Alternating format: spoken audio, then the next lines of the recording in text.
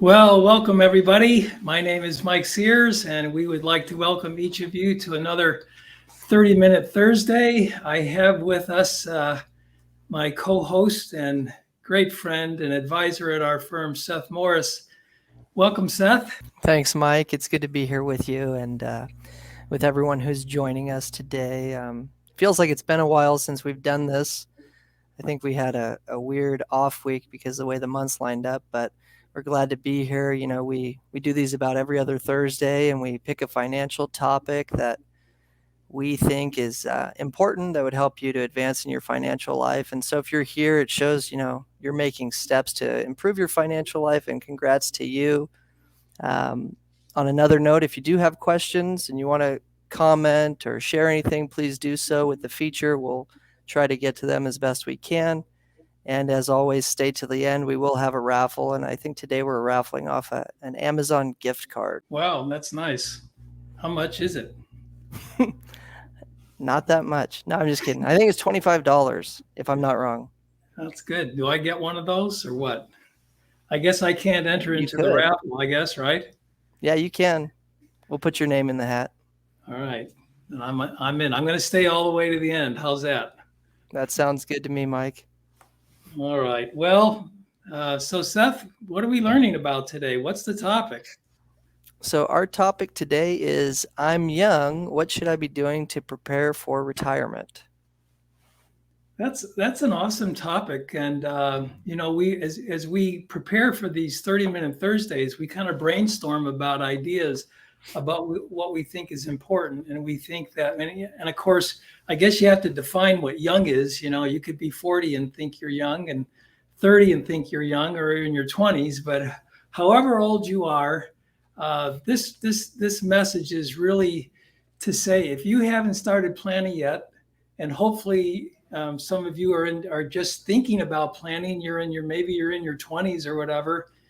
This presentation will really apply to you. And if you're in a situation where maybe you're in the middle part of your life, or even getting closer to retirement and you haven't even started, the principles that we're going to teach today will all be applicable to you. So just enjoy wherever you're at in your station in life financially. And I think we're going to have a great time, Seth. Yeah, I think it's going to be great. I guess I should say too that we do archive these presentations. Usually within a week after we have this going live, you can go to searswealth.com and you can see it there, or you can go to YouTube, type in Sears Wealth, and we've got a nice video library of a lot of the things that we've done in the past, and we keep adding more financial topics. So there's lots of things that you can go back and review. So Seth, should we begin with some basic principles today, you think? I think we should start with the basics. That's a good idea. Okay, very good. So I'm going to go to the board like I've done in the past, and I'm going to draw two circles, everybody. Most people are going to fall into one of two categories financially. There are those people who spend their money first and then try to save what's left. And then there's a few people, and I really do think this is a true statement, then there's a few people who actually save money first and then spend the rest. So Seth, I don't know, in your experience, where do you think most people, where are most people in these circles? I think without a doubt, most people are going to spend their money first and try and save what's left. And if you do that, you're going to have little or nothing left. So what you're saying is if we try to spend first and then save what's left, there's usually nothing left? Exactly. And by the way, this really bears out in the many interviews that I've had over many, many years. I've asked that question, if you spend first and then save what's left, everyone says there's almost nothing left, right? Mm-hmm. So we want to get out of this. So but why is it that there's nothing left? Well, because we can always find a spot to spend our money. You know, anybody can look back over their life and see that if they're not, trying to save first, they usually don't have anything saved, and they always find a way to spend it. Okay. So this is where we want to be. Have a systematic of saving first and spending the rest. And so I think that lends itself to talking about how does this work in a real world scenario, right? Yeah.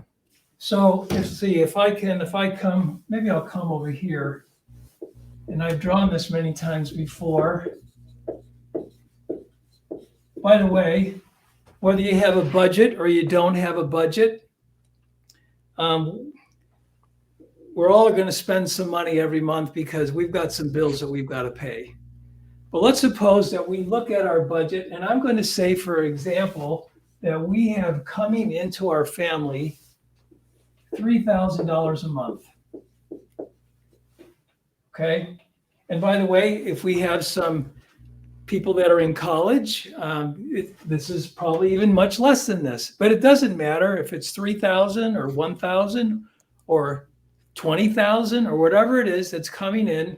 You're going to make income, and then you have to allocate that money to pay bills and the other things that you need to live on every month. So Seth, if at the bottom of this budget is a total, and I'm bringing into my family $3,000 a month in this example, what does this bottom number need to look like? Well, it needs to be 3,000 or less. Okay, that's not rocket science, right? Nope. It's got to be 3,000 or less. Because if we spend more than the money that we have coming in, let's suppose for a month we spend 3,500. We make 3,000 and we spend 3,500.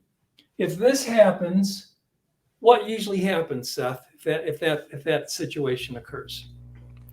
Well, it's kind of hard to spend 3,300 if you had 3,000 come in, and so the other 300 is going to go into, that debt category. We're going to have to put it on a credit card most likely. Okay, if we don't have any savings, if we haven't saved, what you're saying here is if I overspend, I just create another circle here, right? And that circle is called debt. Exactly. So I've got $3,500 here. So I've overspent by $500. I do that in 1 year. If I did that every month, I'd be in debt $6,000. The next year I'd be in debt $12,000. The next year I'd be in debt $18,000 plus interest. It adds up really quick. And so if we're going to make this work, this idea, this very basic principle, this powerful idea of saving first and then spending the rest, where does saving, Seth, need to come in this budget of ours? Where do we need to put it? It needs to be at the very top. Okay, so I've got to put savings. I've got to discipline myself to put savings at the very top of this budget. I got to pay myself, right? Mm-hmm. So what if I pay myself? Let's just say whatever it is. I'm going to pay myself $300, and I find myself overspending by that $300. It would seem to me that I'm going to need to make some adjustments in the way that I spend my money each month. Would you agree? Yep. No, definitely. Okay. So the principle here is to save first, spend second, and always living within your means. In fact, we want to be able to save or spend less than any amount of money that we have coming in. Would you agree? Does that sound like a good plan? Yeah, no, that sounds like a great plan. And, this isn't new age thinking or a new principle. I'm sure, if I can really quick, I'm sure many people are familiar with the book David Copperfield by Charles Dickens. And in the book, this orphan David, he goes to live with, Mr. Micawber, who loves to give David advice. And he gives him some financial advice. He says, David, annual income, 20 pounds, annual expenditure, 19 pounds, something like that. Result happiness. And then he says annual income, 20 pounds, annual expenditure, 21 pounds. I'm not sure exactly. He says result misery. And we can really see that as we spend more than we make and we rack up the debt never sleeps and interest never sleeps. And it can make for a pretty miserable life. Wouldn't you agree, Mike? Yeah. And of course, when we talk about debt, and then if you get in its way, meaning you don't meet the demands of making that payment, you want to talk about stress, right? That's where the stress really can come into our life. So when we're talking about, I think, Seth, that when we're talking about savings, maybe the question that people have is, well, what should be a reasonable amount of money that I should save? In fact, we could say that we have a savings circle, right? We have an investment circle. And I'm kind of out of room here, but that next circle would be insurance. Those would be the three basic circles of financial planning. Of course, we're also assuming that we have income. So we've been talking about this importance of saving money. And I know some of you are on the call are always, and that, by the way, a lot of people, when they meet with us, they're mostly just thinking about this center circle of investing. And it's important. I mean, ultimately, Seth, if we're going to get ahead financially, 90% of our assets need to be in that center circle of investing. This is where rate of return can mean something over long periods of time. But the basics of good financial planning, and those of you who've been on these calls in the past have heard us talk about this over and over again. We're in some very perilous times financially as a country. We are spending and spending and spending and racking up debt as a country. We've got to be prepared for the future. And this is not an intent to have someone be fearful. If we're prepared, we don't fear. But the basics of all good financial planning, the foundation of all good financial planning is a foundation. That's what this is. It's a foundation of cash and protection. You've heard me say this many times in the past. We want cash for emergencies. We want protection in the event that catastrophic events come into our life. That's what we want to see happen. I don't know, any comments you want to add to that? No, I think, this all looks great. And, we wanted to talk today about, I'm still young. What do I do to plan for retirement? Well, it all starts with these principles, these foundation pieces. We need to spend less than we make. We need to pay ourselves first and save money. And once we can actually, get that together in our lives, we can think about investing for the future. Right, Mike? That's right. Mm-hmm. I mean, we think about the stories that we've had, in our lifetime. In fact, Seth, the other day, you were telling me a story when you were a young kid about, earning some money and saving money. I think our listeners would like that story. You want to tell it? Yeah. So I think I was 15. That was my first job, and I was a maintenance technician at a nursing home. And I remember, I used to ride my bike to work, I think a few days a week. I think there was limits, child labor laws on how much I could work. But I remember I lived at home, I had a roof over my head, clothes on my back, food to eat. I didn't have any expenses, and I had nothing to show for that work.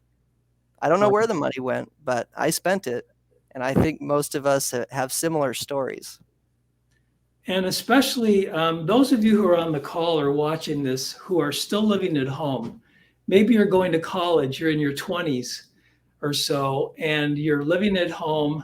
Mom and dad have provided a roof over your head and you've got food to eat. I don't know, Seth, what do you think? How much money do you think they should be able to save if that's their situation?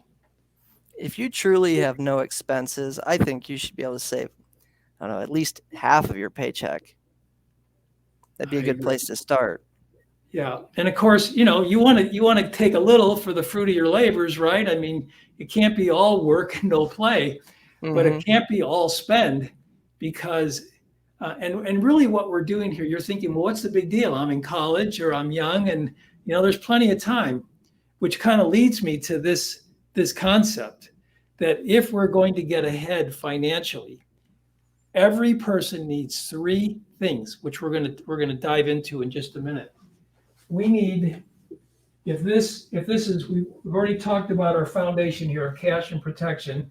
And if at the top of this is retirement, and it means a lot of different things to a lot of different people, most of you who are young and working are on this side, and this is where you're trying to accumulate money for the future. You're putting money away for the future, right?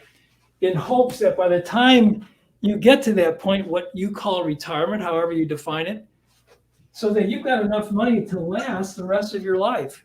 Because if this is the accumulation side, this is the spending side or the distribution side. And you know, Seth, we could spend 30 to 40 years accumulating money over our lifetime. But what most people forget is the longevity today. A person who retires at 65 could very easily live late into their 80s and even into their 90s, right? Mm-hmm. So this is a very long time. So Seth, you want to outline for me, what are the 3 things that every person needs if we're going to get ahead financially? So we need time. Okay, we've been talking about that. Time is big. Mm-hmm. If we've got a long period of time, this is the time to really put it away. What's the second thing? We need consistent deposits. Okay, so we've got to have deposits. And what's the third? We need a rate of return. Okay. Do we need a big return? What do we need here? Everyone talks about these big, huge returns. What do we need here to make this work? We just need a reasonable rate of return. We don't need to hit home runs. If we have time and deposits, I think we're going to look in a second about, the power of compounding interest, and we'll see, we don't need huge rates of return. So maybe that's a good segue. Should we go to, can we show a chart? You think that would be helpful? That'd be good. Mm-hmm. All right, let's see if I can use technology. And, okay, so hopefully those of you can see this on the screen. I apologize if you're on your phone. It'll be a little bit small. I call this screen the events of life. I got thinking about this, I don't know, maybe 10, 15 years ago about what are the events of life that require money and planning to achieve things in our future. And by the way, if you notice here, I've listed some events. And by the way, the events that I've listed on the screen your life may not look like any of the things that are on the screen. But all of us have various events in our lives that are going to come in our lives that are going to require money and are going to require planning to achieve them. And so you notice and the order that happens rarely happens in the order that I have them listed, but it gives you perspective to start thinking about what are the key events that are happening in my life or that I can see that are going to happen in my life and plan for them. You know that life will also throw you a big curveball every once in a while that you never planned for. But if you have some funds available, if it takes some planning and some money to overcome or to achieve a certain goal, this will help. So we've been talking about that we need time and we need deposits and we need a return. So let's take an example here. So you notice I have someone's born at age 1 or born, and they might attend college. That could be an event of life. There might be a marriage. There might be children that will come into that family. That will take money and some planning. Your first home, I think the American dream really is to buy that first house.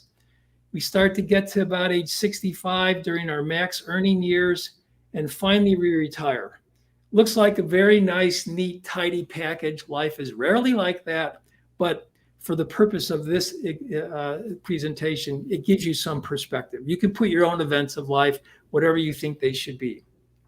So Seth, you were talking about that we need ongoing deposits. And if you notice on this first screen, I'm showing 30 annual deposits starting at age 1. So imagine someone was putting together, so Seth, an IRA contract, we can put in about how much a year? So our limit right now is $6,000 if we're under 50. Okay, so let's suppose that our goal here is we're putting in $500 a month or $6,000 annually. By the way, all values that I'm showing on the screen are hypothetical. It's only for educational purposes only. This is not tied to any kind of an investment. It is simply just a way to show how money can compound over time if you have time and if you're consistent. So let's suppose that we're going to put the value of an IRA account of a $6,000 contribution annually, and we're going to do it for 30 years. So imagine, of course, in this situation, we're assuming that maybe mom and dad are putting some money away for their son or daughter, or it could even be for a grandson or a granddaughter. You can see that from age 1 to age 20, if we had 20 payments put in by this point in time, 20 years, that fund is worth $254,000. Again, it's hypothetical, but it gives you an idea how money could grow. That might be a nice hefty sum of money for someone wanting to go to college. But let's suppose that they didn't spend that money in that 20th year. By the time they're 25, there's $376,000 in that account. If we went out 30 years, so this is 30 payments, age 30, there's $532,000 in that account by age 30. Let's suppose at that point there, no more contributions go in. We've had 30 years of contributions. By the time they're 35, we've had 35 years, 30 years of contributions. $180,000 is what we put in there. It's now worth $713,000. By age 55, it's worth 2.2 million, almost 2.3 million. And by 65, it's worth 4 million. So Seth, what do we take away from this so far? What do we learn from this screen? You can really see, the power of compounding interest, and we definitely, if we had the time, we'd want to take advantage of it. Just $6,000 a year for 30 years, and I have 4 million at retirement. But what about those of us, Mike, who maybe didn't have parents who planned ahead and started saving for us? What does it look like if we started a little later? And I think that's probably more realistic for most of us. And so let's say instead of starting at age 1, Seth, we start putting money away at age 25, and we decide we're going to put away the same $6,000, only instead of starting at age 1, we're going to start at age 65. You can see the red numbers, and you can see that by the time I'm 55, I have 532,000, and by retirement, I have 954,000. Still not bad, right? I mean, what do you think, Seth? Still not bad. I'm a little jealous of that baby over there, though, with $4 million. Yeah, I think we all are. But so on the call, think about this. Many of you are working for an employer who might match your contribution. Let's suppose now that this $6,000 is a 401k contribution. Maybe it's a Roth 401k contribution, and you're putting in $6,000, and your employer is matching 50 cents on the dollar. So that means they're going to match 50% of that 6,000. That's 3,000. So let's change the 6,000 to 9,000. Okay. Mm-hmm. Now let's look at the numbers. What do we learn there, Seth? We want to take advantage of those, options if they're available to us, because we can see, with less time, you just need to increase your deposits if you're going to get there to your end goal. Exactly. I mean, look at that. By simply utilizing the power of, now I'm starting later, but I'm putting in money. I'm getting some matching contributions from my employer. 1.4 million by 65. That's very significant. Very significant. So let's change it one more time, and I'm going to put the same $9,000 in. Only instead of starting at age 25, as you see here, we're going to start at 35. And we're going to put the same 9,000 in there, and let's see what that looks like.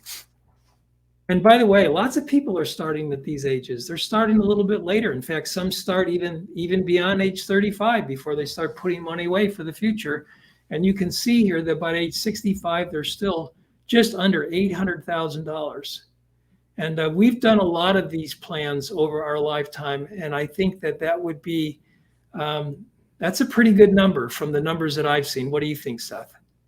Yeah, no, 800,000 is nothing to, turn your nose up at. And I think for those of us who are maybe starting later and, we want to, maximize the time that we do have, it comes back to, paying ourselves first and allocating the rest of our budget so that we can do that and maybe increase those deposits, you Yeah. know? Yeah. Mm-hmm. Well, I think we have time for maybe one more quick concept. I'm going to change this up a little bit if I can. And I'm going to share one more slide. We're going to do it in 1 minute, I think. And this is, some of you are on the call are saying, well, where should I invest that $6,000, right? Well, we not only want to look at investing money from the concept of time, deposits, and return. But as I've said before, the government spending, we also want to look at investing money from a tax perspective. And this slide is showing the three worlds of money.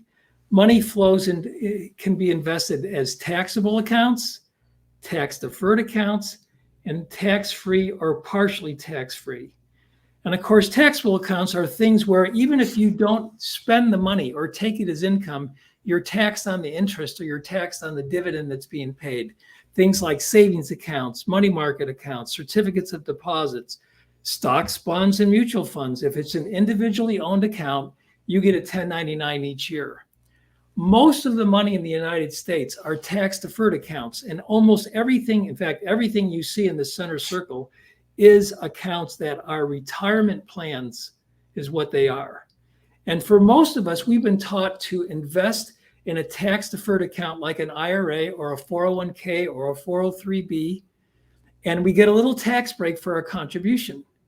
And at the back end of when we take the money out, it's all taxable. That's another way of comparing it to, do I want to pay tax on the harvest or do I want to pay tax on the seed? What would you choose, Seth? I'd pay tax on the seed, Yeah. every day. Yeah. But we're not taught to do that. We're taught to pay tax on the harvest. And many of us who have these fairly nice 401k plans or retirement accounts are going to pay tax every time we take a withdrawal. So the column on the right, the tax-free vehicle or partially tax-free vehicle, is where we would really like to be if we could. For you young men and young women who are on this call today, can I say to you anything that has the word Roth tied to it? Pay attention, because Roth will allow us to have tax-free income in the future. We give up the little tax break on the contribution going in, but in future years, we get tax-free income for life if we follow certain rules. What else is in the tax-free bucket? Municipal bonds could be totally tax-free or partially tax-free. Properly structured life insurance, the death benefit would be tax-free, and we would have tax advantage distributions from life insurance contracts on the cash value. That could be a benefit. And then, of course, you have non-qualified annuity contracts. If we take income, some of the income is principal, some is interest. There's some tax advantages there. And then, of course, long-term care benefits are typically tax-free. Well, we're out of time. And this has just been a wonderful day for all of us today. And let me see if I can, I think we want to identify who the winner is of the raffle. And the raffle winner is Cheryl C. Cheryl, our team will be in contact with you. And we'll give you a call, and you are the $25 Amazon winner for today. We're delighted that you could win this. And Seth, any last minute things you'd like to share before we leave? No, just real quick. I mean, time kind of got away from us here today, but it really is simple. Live within your means, start saving, and once you've saved enough, start investing and put away what you can for as long as you can, and let that compounding interest work for you. Love that. Thank you very much. Our next 30-minute Thursday is October 16th. And the topic is, how much money do I need to retire? I know that's on all of your minds. And we're going to talk about the complexities of how much money do we really need to retire. And that should be a very interesting topic. We hope all of you can join us. Signing off here today from Rancho Cucamonga, California. We're delighted to have been with each of you today. Have a wonderful day. Have a wonderful weekend. And we look forward to seeing you very soon. Good night, everyone.